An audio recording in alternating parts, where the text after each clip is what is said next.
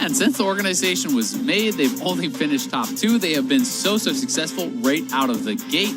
By far the best performing new organization, and they've been consistently winning games in kind of these late games, right? They have always been able to play patiently towards the late game. They have been incredibly proficient in that regard, and a lot of it has been about their interactions with Cody Sun, about how they play around Crypt Marksman. Someday kind of creates pressure on the top side of the map, and then they just play this slow, measured style of game where they take very high percentage plays with good scaling comps, and it kind of looks like they're not really doing that much, but they're just slowly getting themselves into position to win. That's what got 100 Thieves into the finals. Last split, it was getting them towards the finals in this one. If 100 Thieves win this game, because of the Echo Fox loss earlier, only FlyQuest could catch them at 11 wins. And of course, that would mean Thieves would have to lose tomorrow, and FlyQuest would have to 2-0. So Thieves get very, very close to locking that number 2 seed with the win here today. Of course, not yet guaranteed in all cases. Nocturne, going to be the first pick. North America still very keen on this champion.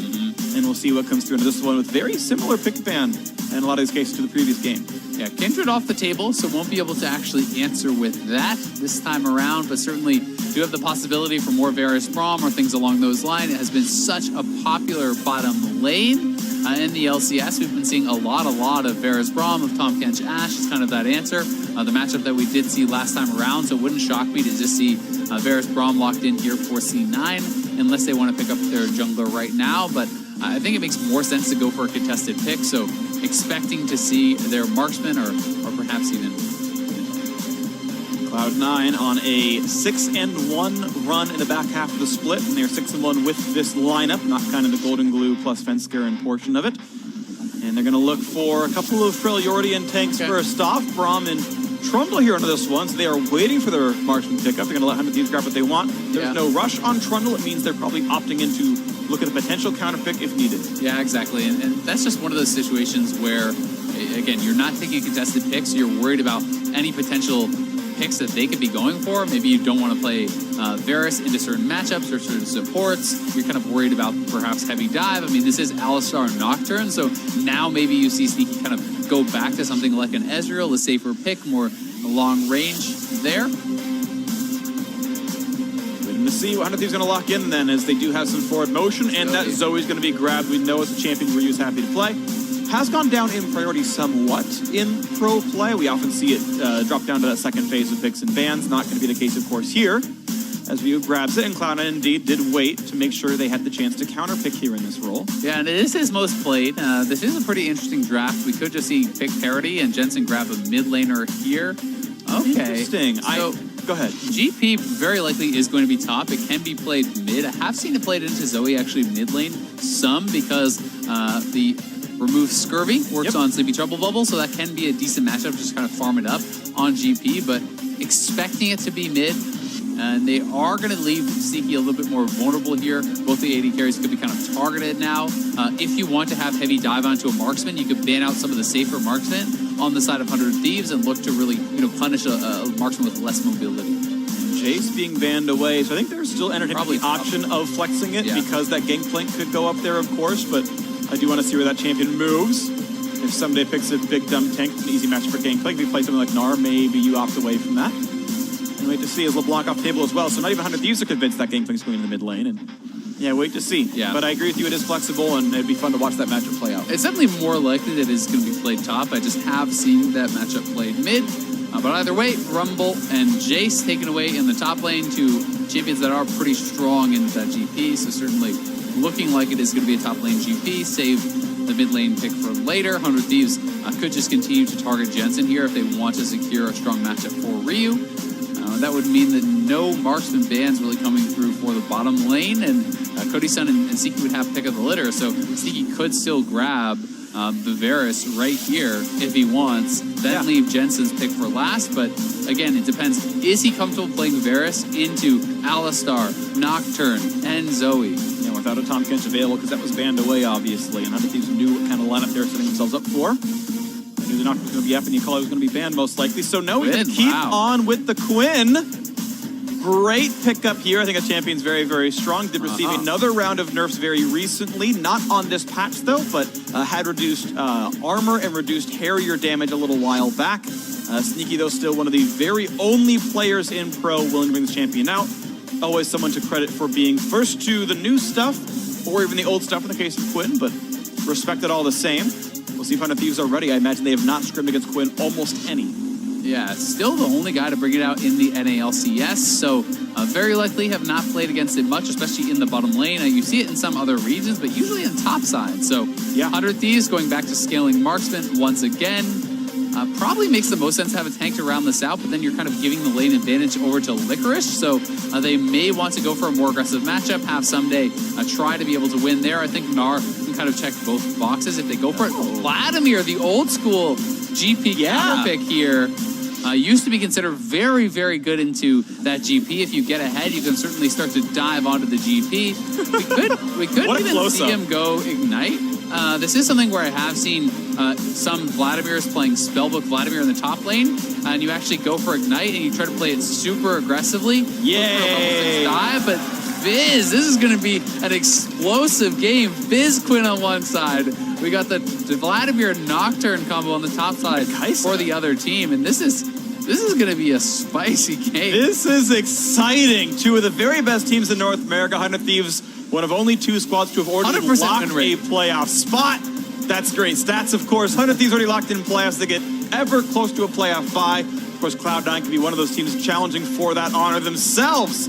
A 6-1 lineup on the right-hand side here. Jensen brings in the Fizz. Sneaky on his third Quinn game, and a Gangplank and a Vladimir in the top lane. There's only an Alter to be a tank on the 100 Thieves side. A lot of damage on both compositions. This is going to be a fun one. A battle near the top of the table.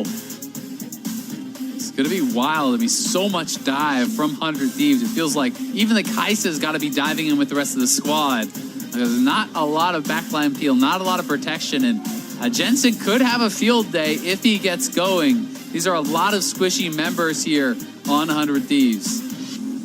This is going to be fun. So, once again, lineups on your screen. I do believe Cloud9 locks a playoff spot themselves with a win, because both Optic and TSM cannot catch them. And so going up to 10 wins is magical for them here. And we'll see if Cloud9 once again finds himself in the postseason. Hopefully a longer run than last split. Cloud9 was exited in quarterfinals by Team Liquid a few months ago. This time around, Liquid with a playoff bye. That won't happen here at the very least. Cloud9 have looked very good with this lineup. And we are on to Summoner's Rift, the Pigeon. Jensen himself, or who knows, maybe not. Bless us with this game. It's going to be an exciting one. I think already a lot of interesting choices here. You can see Sneaky going with the Electrocute for that Quinn burst. Zazel playing Guardian, I think, makes a lot of sense when you're expecting all this dive to be coming back towards your marksman, and that can help him survive there. It is not going to be the Spellbook Ignite from the Vladimir on the top side, instead Airy and TP, so kind of more of the standard, perhaps safer option up on the top side, but still going to be a very contentious matchup.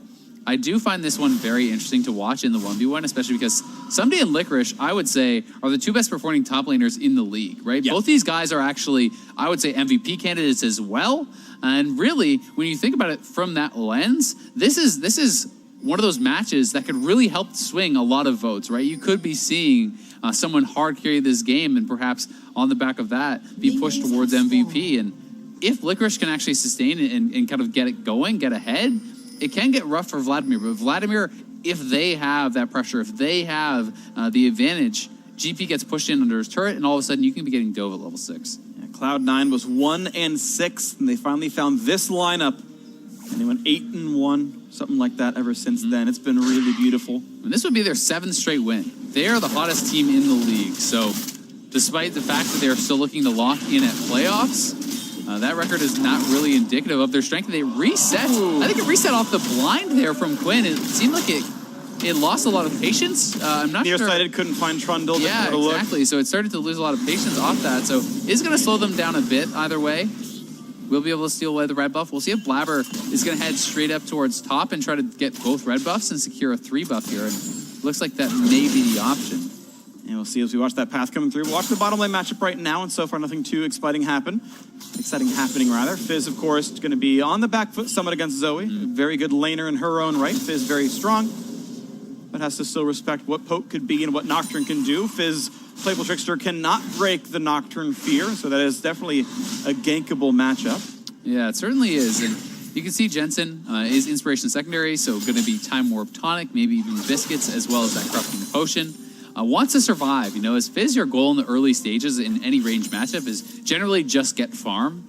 Be able to get yourself to a reasonable stage. If you can hit, level 6 on equal terms, you can certainly look for kills. I mean, Zoe, if you ever use that ultimate to kind of even go for harass, you can actually throw the fish back to where Zoe is going to be returning to. Yep. There is no way for her to then avoid it. She goes back, she gets attached by that fish, and you can get first down very heavily. You get one stopwatch. That's pretty much it on the Zoe side of that one. So, interesting things to watch for here is right now, Jensen having a decent time last hitting on a turret.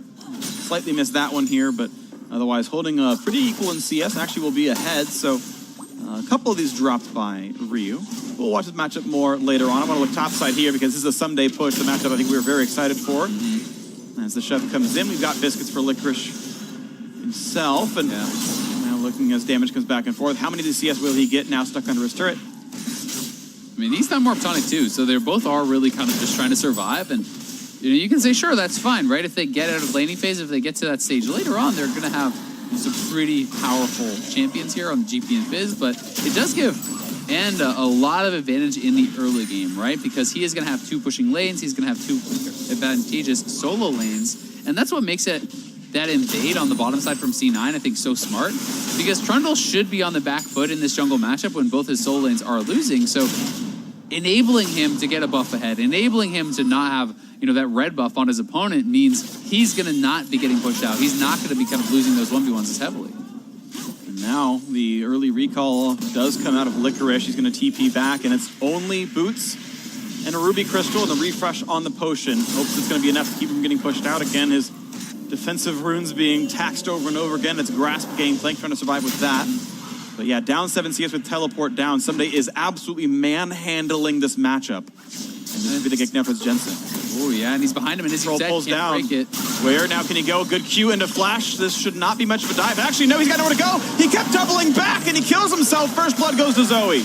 Yeah, it felt like there was no real way out, though. That Sleeping Bubble Trouble was so smart from Ryu, completely blocking off his escape path. If he tries to walk around it to get behind the turret, he walks into Anda. If he tries to run straight away, he's running away from that turret, away from safety, and maybe could have just been flashing, caught by Anda. We'll watch it one more time, but he uses that troll pull, going aggressively, Q's through, flashes out, and then has to sidestep the bubble here or he dies.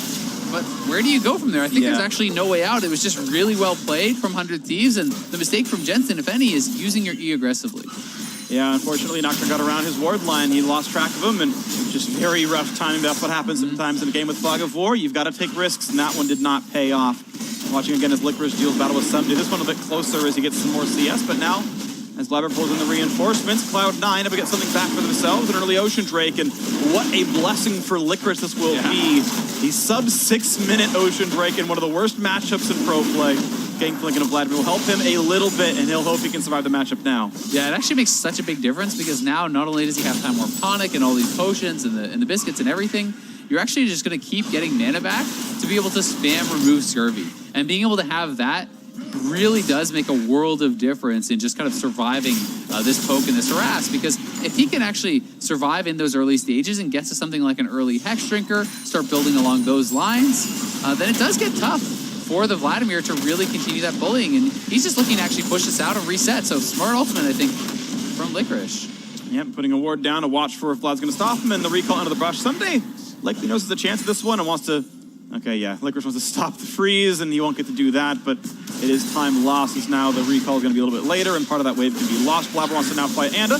A nice smite comes through, and Chicken's getting traded back and forth. Even Ryu Zoe gets one for himself. 600 gold difference, though, which is what you get for first blood. Owl Rush. Wow, that is the most defensive GP build I've seen in a really long time, so really respecting the potential of an all-in. I have often seen in this matchup people just rush Hex Drinker because it's giving you some damage. But I think, the Cowl, definitely, the argument can be made for that, especially since you have Ocean now. You're just saying, well, I don't really care about killing him. I just care about farming and surviving, and this is going to be the best option for that.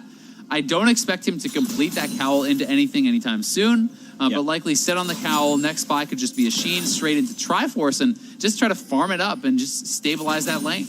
Currently 280 gold behind in the matchup top side. That's what 13 CS is going to buy you here, and And that's after Gangplank prints money with his Q on minions, so that is a rough tax to be in. Of course, Sumner gets 10 gold for his barrel kills and might even have more of those than the parlay is given. And in the early stages, you don't actually get that much Q gold from minions because you have to use that parlay for harass. So he only has like 40 or so gold bonus from that parlay.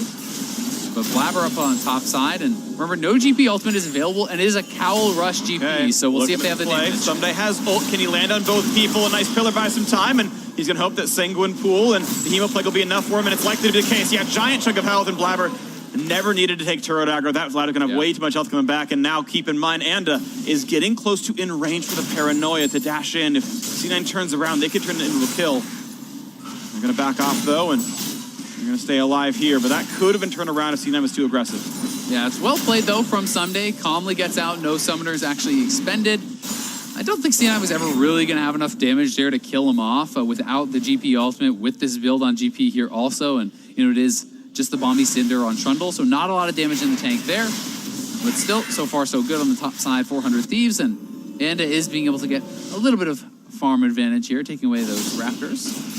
Face check right into Vlad. Of course, the passive on cooldown means Someday's okay to take that trade. They could go for this now. Okay, he's got Flash, and he's got Oranges, unless he burned them sometime recently. And Anda gonna walk right in. Here comes Paranoia. He's gonna play around this now, trying to run. The Orange is used. He's gonna keep the run going, and he will stay alive. So, yeah, Paranoia against Gangplank, not all that effective. An easy run for Someday. Or sorry, for Licorice. Yeah, Licorice just with a cowl. There's not an ultimate, no ignite, nothing like that available for Someday to actually try to dive in and get that kill. So it really was just Anda's damage. He doesn't have the completed warrior yet, and Licorice just calmly backs off, saves the remove Scourging for the fear, and able to walk that out no problem, not even have to expend his summoner. And of course, smart of Licorice should never be burning that cooldown. Has enough regen, knows Nocturne is on the map, and overall, that's like the weird play that you never get credit for, but it's like, no, he didn't use W ever. That's why he lived, whereas like, I would probably have burned W for health and then died the Nocturne, been like, right, I'm an idiot. Licorice confirmed, not an idiot. Good job. Yeah. Bigger brain than me, though most players are like that. Definitely has a big brain. He's been playing very well for C9 exactly. here. Oh, there it is. The Shark is on. Ryu's going to flash, but he doesn't have the way out, and the kill comes through straight up. A little bit of help from the squad. So nice there from Jensen. That is the interaction I was talking about. That is why you can't actually use the portal jump offensively against this Fizz, because watch it. So he goes for the portal jump for the harass. As soon as you do that, Jensen will just throw the Shark on the return portal. So he goes forward. You don't throw it at him. You just Shark where he's going to be. There's no way to then avoid that. Jensen goes all in with the ignite. Everything lands. Doesn't even have to hit the flash. Nicely done from Jensen. And the timing was 5 seconds too soon for Ryu. Stopwatch just came up to be available, recently nerfed to a 10-minute cooldown start of the game, so he could not have used the Shark, could not even Playful Trickster. That was the last possible window to make that play. Yeah. Now Jensen's no longer got the opportunity to get those free kills in lane anymore, but a flashless Ryu might mean Stopwatch isn't enough anymore. Yeah, exactly, and he's getting closer and closer towards this Proto Belt, and if you lose control of the minion wave, if you are not bullying this Fizz, the Fizz is certainly a champion who can actually push out the wave and get out to those side lanes, look to affect some of those other matchups. So Jensen definitely going to be happy about that one. Able to get a nice kill back onto Ryu. And a nice little hit right there as the Alistar walked out of lane, but Cody-san's fine enough here. CS is pretty much equal in this bottom lane. First, the Stormrazor is Cody-san, though. Managed to time his recalls, I guess, a little bit more nicely. It's going to be really interesting to see how C9 actually elects to play this one out. Both these comps I don't think have the most clear of win conditions. You could look at this as like a 1-3-1 or something from C9, but a lot of their guys want to roam, want to skirmish. In a straight up 5v5, you're expecting the Quinn to kind of be outpaced there by the Kaisa, but Sneaky could get out to those side lanes, could look to try to take over in some other lanes, and same thing with Fizz. It's a lot of kind of global pressure and roaming pressure coming out with the Quinn ultimate, the GP ultimate, and Fizz roaming around. Battle for the blue buff, and picked up, Anna gets it now, 3 versus 2, a knockup in from Braum, but they're going to get that kill on a Blabber. 2-1, Thieves getting that dive in the jungle. Yeah, nicely done from under Thieves. Sneaky's back in base, so C9 might have just wanted to give that one up without your marksman around. You are certainly going to be at a disadvantage. They do pay the price, and they're going to lose an Infernal off the back of that as well. So 100 Thieves coming up big. Really nice right here. Infernal's going to feel good as well for a very carry-heavy composition. 4 of these champions benefit highly. Only Alistar is really ambivalent about this one. Probably Cloud would have been better for him, but such is life. And knock down some minions in Cloud9 on the back foot to the tune of 400 gold. Jensen going to look for his play towards Ryu, maybe. Wonder if he actually fishes for this or not. Looks like no. Yeah, I think he's happy still just kind of farming this out. So, you don't have to go for the proactive play here, really, as Fizz at this point. You can wait till you have some item completions. You can try to get out to the side lanes and look for edges there. And anytime you go for it, there's the Shark. Cleanses, but that's a cleanse that came out from the minions, so very little damage dealt. Of course, it's a little guppy there. He's going to be okay. Jensen not yet on Proto Belt. The 2-stack on Dark Seal a bit nice, though. Yeah, not much cost, as you said, because it's that minion cleanse, because he did pick that up. So pretty well done from him, but the Shark really does become insanely low cooldown. And even at this stage in the game, without an item completed, it's 90 seconds. A late game, you can get that Fizz ultimate down to like 30-ish, 36 seconds or so, and you can have an opportunity to throw it out so frequently that it even becomes a pretty powerful wave clear ability, as you can kind of just pre-ultimate as a wave is coming in, and there's a lot of utility there. Looking again at the top of the matchup, though, one that I think we're all very excited and watching for, both for the quality of players and the exciting abilities of the matchup. And it stabilized really, really well. I think Ocean Drake certainly helped. So did Spectre's Cowl. And here we have Licorice just roughly equal on farm. He's got his Sheen, which is the first Gangplank power spike, and the gold difference down to only 40. He's managed to print enough money with Parlay that he's keeping up now with Someday. And this counter pick has yet to really bully the matchup. Of course, team fighting will be a different beast. Vladimir can do a lot in team fights, as can the Gangplank. Now Cody Sun on the run from Sneaky. Bit of damage there. Out they go. And get that Storm Razor auto off for the guaranteed crit. But yeah, I would say Licorice is going to be very, very happy about his position here. Not down much at all in the farm regard and working towards that Triforce. Just going to TP straight back in the lane. The Cowl makes a lot of sense. I mean, it's worked out. Yes, you have to give credit to the Ocean Dragon also, but you just want to farm as the GP, and the Vladimir kind of needs to pressure you more heavily. Can still be very good in those team fights later on, but can be tough to find them sometimes if GP keeps you under your turret. Like, once you have Triforce, you certainly have the push. Ooh, a flash to set it up. They're all on top of him. Look at the 3-man dive, and that's why they picked up the Kaisa. The follow-through is so easy for Cody Sun. A kill sadly to Alistair, but still, look at that dive. Yeah, that dive is just sick from Aframu setting it up, and Kaisa zooms in. Honda zooms in as well, and Licorice will clear this out, so nicely done from him. And at the same time, C9 probably going to get this bot lane turret, so they do get the kill, but the GP ultimate helped hold mid, and no, they're not actually going to get it. They will have to back off. They're kind of worried about any potential collapse. Either way, C9 not coming out of it too much the worse for wear. Discretion the better part of Valor there. Couldn't have quite burned it down. Didn't quite have the resources to help them. But yeah, turret damage getting in there, and that could matter later on. Absolutely watch for that later into this one. I do want to talk a bit more about this top lane matchup. I think it's interesting. So you're right, the Spectre's Cowl has let him stop the bleeding, stay equal in farm, but that is still 1,200 gold that Licorice will not get back in offensive stats. So, there'll be a 20-minute team fight where he won't quite have Trinity Force yet, or 18 minutes or whatever, and that will pay for it in its own right when Gangplank could have done more. That CDR could have been 20% on the ultimate and not 10, and maybe the next ultimate is down what it could have been up, and something else happens. So that is still going to pay for it a little bit, even though the matchup is now seemingly equal on the screen. Good little poke there, and again, just pressure on this bottom side. Turret getting low. And Aframu is back, so they're kind of threatening a potential engage and trying to shove him under there. And you can see somebody has gotten some edges. He's getting a little bit down on that turret, a little bit of damage, but still, I mean, yes, the Cowl does make you, deal less damage in those team fights, but it's not like it's just AP threats from the mid lane. It's also the Zoe there, so you're going to have some effectiveness from that point of view. And Jensen looking to roam down. They really want to get this first turret. There's 4 men potentially coming down bot. Here's the hard dive towards Quincy. You gotta get out there, and he does vault back in time. Teleport coming to join in as well. Vladimir. A quick drowsy. Fizz can't join just yet. A big burst towards Jensen at now just half HP, and he can't join that one, so jumps to the brush, runs away, no fight to be had. This is really nice, though, for C9, because we didn't see Licorice actually join, so he's pushing up on the top side. It's 100 Thieves that now have the pressure. They're going to try to get this first turret down in the bottom lane. I think it's theirs with Herald. I think it's theirs. Yeah, they're just sending Cody Sun top. They're saying, we're going to get this first sure. Jensen is pushing mid. Cody Sun's going to go up top to try to answer the GP, and 100 Thieves trying to commit for this. We'll see if they can finish it off. Bit of damage from Quinn. A stun coming in as well. Still a 3v3, though. Could be some good damage, and a quick Sangler pool with the damage. One more hit. Yes, Ryu grabs it. First turret goes over to 100 Thieves. A nice Herald, nice protection on the bottom side. Licorice gets some gold and some damage, but can't stop it. And maybe, just maybe, the fact that he would have had his ultimate 5 seconds faster could have stopped that a little bit more. Probably not in this case, but things to consider.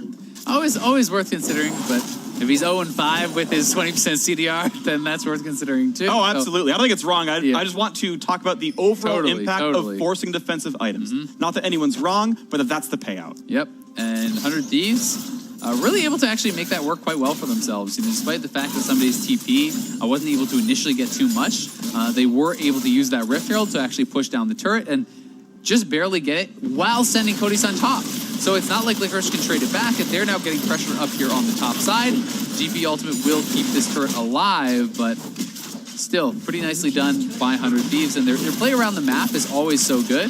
Actually, they just tank it up for the last couple shots, and they do finish it down. This really is kind of the strength, I would say, of 100 Thieves, and Cody Sun is scaling up. He's building towards that Rage Blade and will be that crit marksman that you expect to do a lot of the heavy lifting for 100 Thieves, as he does in most of their games. I want to point out, actually, as well, as we look across this game, the 1,000 gold lead for 100 Thieves looks very nice, and Someday actually going for more of a CDR wave clear build. It's not the hard burst. I know the ability. The Oblivion Orb. Oblivion Orb, yeah, that whole thing. It's not that, it's the Spellbinder's Orb, and now the attempt. Nice Zonia's Hourglass immunes both the damage tools of Fizz now, and they're going to re-engage towards him, but he's going to kite away and stay alive from Nocturne. They're looking at Aftermove pop Steel, but could still be stunned. And now can they burn him down through this? The knockouts are there, the Ignite is on, and they get that kill. Sneaky is 300 gold richer, 2 to 3, Cloud9 pick up a single. Yeah, 100 Thieves, quick to respond there, try to jump in and taking out Jensen, but Jensen's so elusive on this Fizz, and the rest of the squad was there to back him up, so they will get this kill. They will grab a Dragon here also, and there is a lot of roaming pressure, a lot of ability to respond to some of these fights here from C9, so 100 Thieves are going to have to be careful because they have some nasty engage, but if the Quinn flies in out of nowhere, if the GT ultimate comes down, those fights can be turned around. And this makes the game all the more exciting as Cloud9 adds the Cloud Drake to their inventory here. The rotations are nice. Static Shift now done for the bot lane. Watch that fight one more time. Yeah, a lot of members around mid lane here. You can see C9's members were kind of collapsing first, though, and they go in for this ultimate, but Trundle is already here. The support is already here. And they're going one more time. Yeah, they're already here into the mid lane, and that kill's going to come through. Zonia's still not even picked up. That first stopwatch usage is now gone. The two-man roam squad there. Sneaky just shows up. Now they're on to Afro. Ill or the slow could just be enough. Can they get that chase down? 5 more auto attacks. He's going to get away. Nocturne's going to defend him, but Afro running low on health. That is some dynamic aggression now on C9's side. Mid going to get cleared out pretty quickly as well. And yeah, suddenly you got to be afraid of this. 100 Thieves really do have to be very respectful of the fact that these guys can just show up. I mean, it's essentially two champions performing as assassins. And with this Fizz and with the Quinn just kind of zooming in and doing so much damage with the Electrocute, the Shiv plus Stormrazor for that first auto, as well as Harrier proc, going to be so much upfront burst that if you do not have the whole team there ready to respond, you just die. Both Trundle and Braum just aggressive enough champions to deal with the fact that Zoe and Alistar don't have self-disengage tools. They can maybe CC one person, but you can't stop the Trundle pillar or get over it without burning Flash. So it's just enough to sometimes force those kills through. And Cloud9 have basically tied up the gold. Still down a turret, but have managed to make up the gold in other places. Up the Drake as well. And the Spirit Visage was completed there for Licorice, so he's on 2 items now. He already had the Triforce up to 30% CDR. Going to be quite tanky, actually, and the additional healing is fairly nice for the removed Scurvy. So we'll see what the game plan is. For now, it's Fizz in the mid lane. Quinn gets sent top to deal with the side waves. You can see GP heading down bottom, but Anda is in range for that ultimate if he did show, but not going to have the knowledge to go for it. Yeah. Flash up for Gangplank and no flash for Nocturne. Likely Licorice could get away, but running a Summoner, of course, still worth it. After getting rid of some vision, and we know the only neutral up right now is Baron Nashor, so that top river meaning a bit more. Looking at the vision myself, it's actually a little bit for both sides, and no one in total control on that part of the map, but mid lane under fire. 100 Thieves going to go for the one-sided play, and turret's going to fall, and ties up the gold. Yeah, I mean, 200, 100 gold apart, basically. 21 minutes in, this game is ridiculously close, and Sneaky, he's gonna be able to control a lot of side lanes very well with the ultimate flying around, but he does have to be very careful of something because he has no MR on his champion right now, and if he gets caught in the 1v1, could be dangerous. Here it is one more time. The ultimate then connects from Jensen, flashing in. There was Sneaky, I believe, and connects with enough damage to just burst down Ryu. So that was that earlier play that we caught the tail end of. And you can see Ryu is trying to get towards his Zonias here, but until he actually has that, doesn't have a lot of ability to survive these all-ins. And that's the difficulty here when you're against Fizz as a champion without ways of dodging the Shark natively. It's flash or it's items. That's what it comes down to, and it's why Jensen picked the matchup. He knows that you can play around that, you're going to be in a good spot, but now here comes the dive towards Zayla, but he's pretty tanky as Kai'Sa burns the ulti, and now has to be a little bit afraid as the pillar comes in, and Afro can't really go anywhere, and they will burn him down to the ultimate sneaky as another kill. Now Jensen wants in, can he land that Shark? He cuts off the angle, and it's going to be a forced flash out of Cody's son. I like hedging the bets though, putting at the bottom side, forcing the wall flash. They could potentially look towards Baron. I think they are going to just recall and actually defend this, but they have a lot of vision control around there. Sneaky and Zeyzal will be pushing on the top side, and Slicker is going to answer the Vladimir. So C9 with a lot of pressure on the map right now. Having that flash down on Cody's son is going to be really big for the next potential fight. Yeah, absolutely huge. Have to use the ultimate or maybe the E to get away from stuff. Quick wave clear down, but look at how low that turret is. Someday on the dedicated split push back to leading in farm. Good pick up there, and it grabs the blue buff and able to walk away pretty cleanly. The 20 CDR Vladimir. Spellbinder's now done, but again, not that same Spellbinder's Death Cap rush with Sork shoes that we used to see for bottom lane Vlad. This is more CDR based, more uptime based, and that gives you more heals and more wave control overall. That's the look he went for. Now, again, trying to find Cody's son, pops the stopwatch, and now it's this poor Aframu Alistair constantly attack. Cody's son is going to fall with the trade for Jensen's Fizz, but another kill coming through on Cloud9's side. It's a 4 versus 3 in this fight overall on the map as Teleport's going in. Look for Ryu, can't quite kill him. Sneaky falls to Vladimir as Sunday's arrived. He wants to pick off these kills if he can do so. Blabber was feared, but he popped the stopwatch to buy some more time, and now C9 forced to run away. Somebody in the front lines, he's waiting for his way out, and he can't find it. Blabber getting that kill on the Trundle, and the Cloud9 and 100 Thieves fighting back and forth. C9 getting the extra kill in that fight. Yeah, Licorice staying alive for so long in that fight. He's able to get so much damage down the stretch, and that was a really, really close fight. C9 did want to capitalize on Cody's son not having his flash, but Jensen didn't have his ultimate, so they couldn't actually finish him off that quickly, and Cody's son able to actually get the shutdown kill onto Jensen there. So a lot of gold on this Kai'Sa, and you can see going to be going for a third item. Zhonya's here it is one more time. So remember, no Fizz ultimate was available. They know he has no flash. They jumped right in onto him. Stopwatch buying a lot of time. Vladimir TPing in from behind. The shutdown goes onto the Kai'Sa, but they do get 2 kills here for Sneaky, and Sneaky going forward, but Ryu on top of him. Someday on top of him. They knocked down Sneaky there too, and this looked like it could have been a 100 Thieves fight, but Licorice shows up. He's still basically full HP. He is very hard to finish off with that Spirit Visage, and a lot of damage left from that 3-man C9 squad. Gonna look for another battle right here. A lot of damage did come out from Sneaky there on this one. That was, I guess, some of an unsung hero in that fight, but did really, really well. 2,000 gold puts Cloud9 ahead as they look for that guaranteed playoff spot with a win. Gonna knock down 100 Thieves, maybe even take the buy away, as they're gonna get a lot done here in this one. This could be a dead after yet again. They're constantly picking on this Alistair, the true damage taken through in a lot of these cases, and bringing him down, looking for another as Ryu forces a flash wave, and now has no escape tools. 2 kills picked up, a double for the Quinn. Cloud9 constantly aggressive, finding kills left and right. Yeah, and the Infernal is up, so they can get even more here if they want to go for it. They're sending Jensen up top. They're going to try to use a 4-man squad to grab the Infernal, and it should be theirs. They are just playing this game so aggressively. Both these comps butting heads, just fighting non-stop, and Sneaky has been coming up pretty big in this now. 5-1-2 on the Quinn. Yeah. Getting so much done in these very messy, skirmish-heavy team fights. And as the power of Quinn, you can get waves and show up in time. Once again, flying in as they go for this battle. And this GP ultimate from Licorice was so good. And Afro actually having a flashback still inside it, trying to get out, so Aframu does get knocked down, and then that Shark had to be Zhonya's from Ryu, but it allows them to set up on top of him. Blabber flashing over, the rest of the team flying over top. Does mean another kill goes the way of C9, and they grab the Infernal to boot, so that advantage has been erased for 100 Thieves. Oof, and a chunk right there. God. That is what Quinn does. Yep. With 3 items and a squishy without any real defensive tools. I mean, the IE is done. You can get a Harrier proc, the Shiv, the Storm Razor gives you the guaranteed crit, and that is insane burst. And it's 10% true damage for good measure to make sure that armor doesn't do everything. Not too bad. So pretty powerful, pretty effective here. In Cloud9, 3,500 is their lead. At the same time, you know, they are very squishy, right? And, you know, if Sneaky makes that misstep, he could get taken down very quickly. And if Afro can get on top of him, they have the follow-up, certainly with the Nocturne, with Cody's flying with that ultimate. And 100 Thieves are good in these late game stages.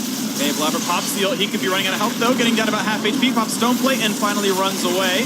Looking at Someday, though, wants to get to the back line. A nearsighted enemy team as maybe they find Anna coming in, and they will, in fact, dive to look for it, and they get the shutdown on Quinn. 5v, 400 Thieves in the chase, but a trade kill comes through thanks to Fizz. And a trial knock for Afromu.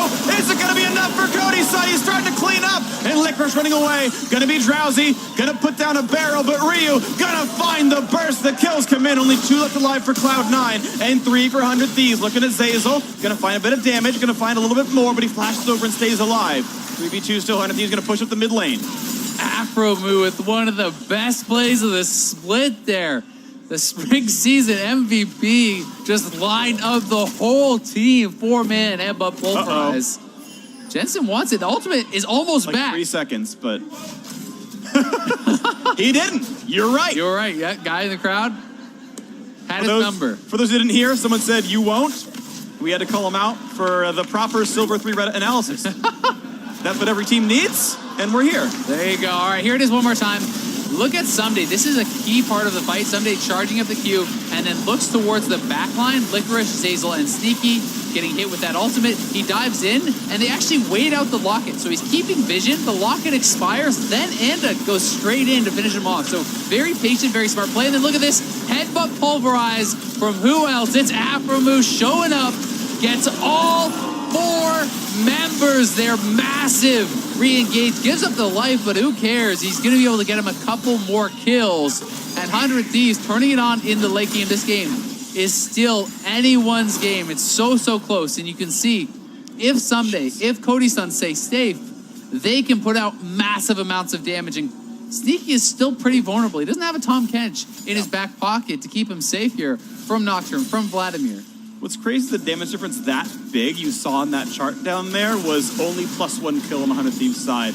Of course, a lot of that is Trundle, a punching bag with a Stone Plate and an ultimate. Scrappy game. It is a scrappy game, though. Battling back and forth. Zoni is now done for the Fizz. Lichbane was a while ago. Zoni's, we mentioned, done for Ryu, and more items getting stacked up. It's even Zoni's for Someday now, so a lot of spikes coming forward. Zonia's done for Cody, so lots of these tools to get away from sharks and everything else. Triple Zonias and GA, right? So those are your kind of 4 squishy members that you want to look for as Jensen. 3 of them have Zonias, 1 of them has a GA. It becomes harder to find those targets. It becomes about forcing out those Zonias first and then trying to finish up the kill afterwards, which can be very difficult in these fights as you are very squishy yourself. So we'll see how C9 wants to play it out. Their solo laners were pushing out side lanes. You can see Jensen up in the top lane. Licorice has already pushed out bots, so they have the waves working for them, and will use this to establish that Baron control. You talked about forcing the cooldowns. Jensen's Shark is 49 seconds. Zonia's is 120. You can do 3 Sharks. The first can be Zonia's, the next 2 will land, and that's kind of the timing I think you're looking for here. And then the question becomes, can you find those fights quickly enough, right? Can you actually force those engagements in great situations? Because if the rest of your team isn't there to follow up, you throw out a Shark, they're not going to Zonias. They're just going to actually tank it. So it is very difficult to find those setups and always work through those cooldowns, as sometimes there can be pretty long times in between fights in pro play. And with Vladimir, good luck. He'll just cool it. So not always easy, but that might be the look. There's not a great obvious hard engage on the C9 side. Trundle, Pillars, and Braum are only so good for team fight engage. Finding ganks, that worked earlier in the game, and that was fine, and Cloud9 got their Goldie, but you can see now they're the ones starting to be on the back foot. Mid lane control went to 100 Thieves. C9 still clings on to wards for now, but that's not going to last forever. Inferno Drake spawning in 40 seconds. And I do have to give some credit to Cody Sun, I think, for that third item, Zonias. You know, people have kind of gotten rid of those AP builds on Kai'Sa, and he is going a more standard AD build with the Stormrazor being rushed there first, but you know, making a pit stop for the Zonias makes a lot of sense, and I think too many players would just go on autopilot and grab something like a Hex Drinker, which wouldn't be as effective in this situation. What's also kind of incredible, it's Cody Sun's doing the like day 1 Kai'Sa, get all 3 evolves as soon as possible build. He's actually got exactly 100 AP for the W, he's got enough for the E and the Q, so every ability superpowered. Kai'Sa's at a late game dream already, and now going towards more crit chance, probably going to top off with Infinity Edge. We'll see though, I mean, even just Hurricane into Ruin King is okay as well to fight the Trundle.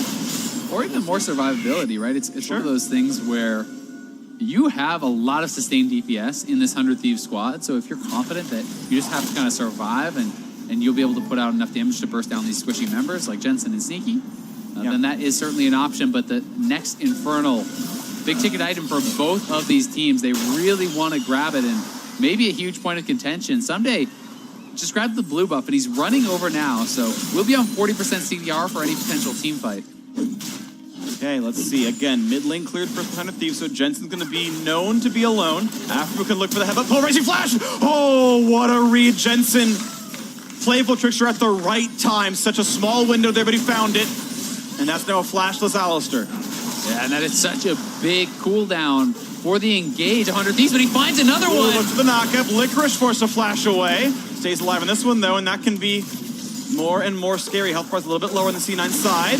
Locked up, look for the front line. There comes the Braum ultimate, and Zonia's popped by Cody's son. Can he land the shark on his corpse, though? As he jumps back away and staying alive. Jensen the back line. He picks up one. Could be fear, but he pops the Zonia's to stay alive. Zoe's already got it. It's already 3 kills, and Jensen's right back out. And they're re-engaged towards Cody. Can't quite get the kill, but Braum sure can. 4 for 0. The pillar is there, and his days are numbered. He's going to revive, but it's Cloud9 taking whatever they want. The ace, the mid lane to fall. We'll see what they go for now with 30-second death timer, some even longer. They can get the inhibitor here. They can potentially try to end the game. We'll see if they retreat to the Baron or not. Looks like they want this. They're going for the end. Cloud9 locked playoffs with the win, and the chance of a bye is still alive. This is going to be the Nexus turrets falling. The Nexus itself to go down. Cloud9 can do no wrong anymore. What a win. 7 straight wins for C9, the hottest team in the LCS, and Double have said no one to worry about in playoffs. I would say take a look at Cloud9. They are on fire, knocking down 100 Thieves here, and what a final team fight from Jensen. He gets the Zonias out of Ryu, takes the exhaust from Aphromoo, still assassinates Ryu, absorbs pressure from both the Nocturne and this Kaisa, stays alive, and they win the team fight. Clean ace. They end the game. Very decisive stuff from Cloud9. What a team. Cloud9 on a tear. They have lost a single game in the last half of the split. A 7-1 run in the back half so far. And this lineup